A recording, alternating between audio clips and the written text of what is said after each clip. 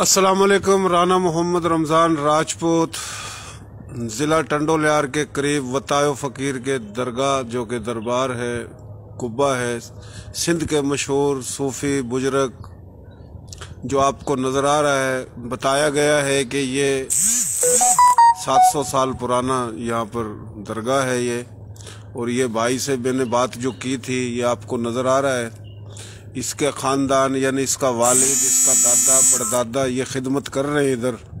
और बताया है इस भाई ने कि वतायो फ़कीर जो कि हिंदुस्तान राजस्थान से ही आए थे और खत्री बताए कि खत्री जात थी, खत्री या खत्री यानी छत्री राजपूत, लेकिन वो मुसलमान हुए थे और जिसकी ज़िंदगी बिल्कुल दरवेशी पे गुजरी है, जिसने बड़ी खिदमत की है और बड़ी मशहूर हस्ती है। और ये सामने जो आपको नज़र आ रहा है, ये कराची से कुछ लोग आए थे। उससे पहले ये छत नहीं थी, कराची से लोग आए थे जो कि वो उन्होंने मोहब्बत में ये बनाई है। तो मैं ये कहना चाहता हूँ कि हुकूमत सिंध हुकूमत है, उसको चाहिए कि वतायो फ़कीर जो कि हिंद की, सिंध की, संधू की बहुत बड़ी दरवेश हस्ती हैं, मलंग हस्ती हैं, जिसकी कहावतें कई लाखों में हैं, कई हज़ारों में हैं।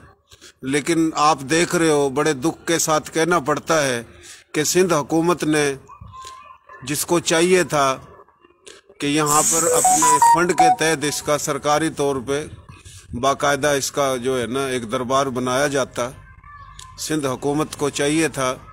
लेकिन सलाम है कराची के उन भाइयों को, अल्लाह उनको, उनके बच्चों को खुश रखे जिन्होंने ये बनाया है।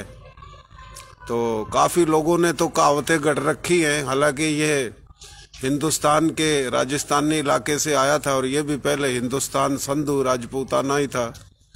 तो इसका कोई भी ख़ानदान नहीं था, ये था, इसके साथ इसकी अम्मा थी, न कोई इसकी औलाद थी। काफ़ी लोग इसका सिलसिला अपने से जोड़ रहे हैं किसी से, जो किताबों में और कालम नगारी में और अदीब और दानिश्वर बन के, क्योंकि हर कोई अपने मुफाद की तारीख लिखता है दुनिया में, वो हुकूमत की तरफ से लिखी जाए या किसी कौमों की तरफ से, तो हर तरीके की तारीख जो है ना वो कई होती हैं, हर कोई अपने मुफाद में लिखता है। तो फ़िलहाल ये बात थी, ये बात रह गई थी, मैंने सोचा बताऊँ आपको। तो कोशिश करनी चाहिए सिंध हुकूमत को कि बाकायदा जब इतनी मशहूर हस्ती है हिंद सिंध की वतायो फ़कीर, तो सिंध गवर्नमेंट को चाहिए कि ये जी वतायो फ़कीर राजस्थान से आए थे 700 साल पहले। अच्छा, हाँ, खत्री थे ये, फिर मुसलमान हुए, फिर शेख ताहिर नाम है, शेख वतायो। अच्छा, 700 साल पर। जी जी। क्या बात। तो आप क्या बता रहे थे अभी, क्या बताया आपने? शेख ताहिर नाम बताया। वतायो फ़कीर का इस्लामी नाम क्या रखा गया? शेख ताहिर। और ऐसे वतायो फ़कीर हैं। तो आपके वालिद, आपके दादा परदादा यानी आपका पूरा ख़ानदान शुरू से खिदमत कर रहा है? अच्छा अच्छा।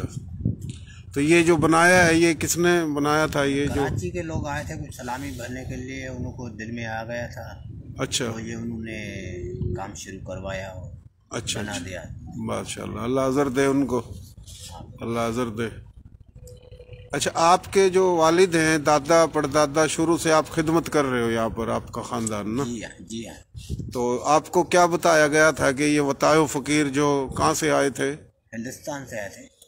अच्छा, ये नहीं पता हिंदुस्तान के कौन से इलाके से? इलाके का कोई पता नहीं था, मगर हिंदुस्तान से आया। हिंद साथ थी उसी, सही है, एक ही पाकिस्तान बना हुआ भी नहीं था। जी जी। तो ये आए थे हिंदुस्तान से, उमरकोट में ठहरे हैं। अच्छा। उधर मुसलमान हुआ, शेख ताहिर नाम है इसका। अच्छा। और नसरपुर, ताजपुर, खानपुर, इनको गांव बताते थे। सही। इधर रहता था। अच्छा। हाँ। अच्छा, सही। इसका इसी को हुक्म हुआ साईं सैयद का। अच्छा। तुम इधर आ जाओ, तुम्हारी जगह इधर है, तो इधर आया था। सही। हाँ। सही। ताकि हम अपने बाप दादाओं से ये सुन के आ रहे हैं कि इनका खानदान कोई भी और नहीं था, सिर्फ इसके साथ माँ थी। अच्छा। वालदा। हाँ, वालदा थी। और उसका चलता फिरता फकीर था। सही। पता नहीं कि कौन सी जगह में, कौन से इलाकों में रहता था। सही। और उसकी वालदा का भी पता नहीं लगता। वो कहाँ पे है। अच्छा, उसका भी नहीं पता लगा अब तक। सही सही सही, बड़ी मेहरबानी भाई, बड़ी मेहरबानी। अल्लाह खुश रखे। आपने क्या नाम बताया अपना? ताज मोहम्मद। ताज मोहम्मद। अल्लाह खुश रखे, अल्लाह अजर दे। आप खिदमत कर रहे हो भाई।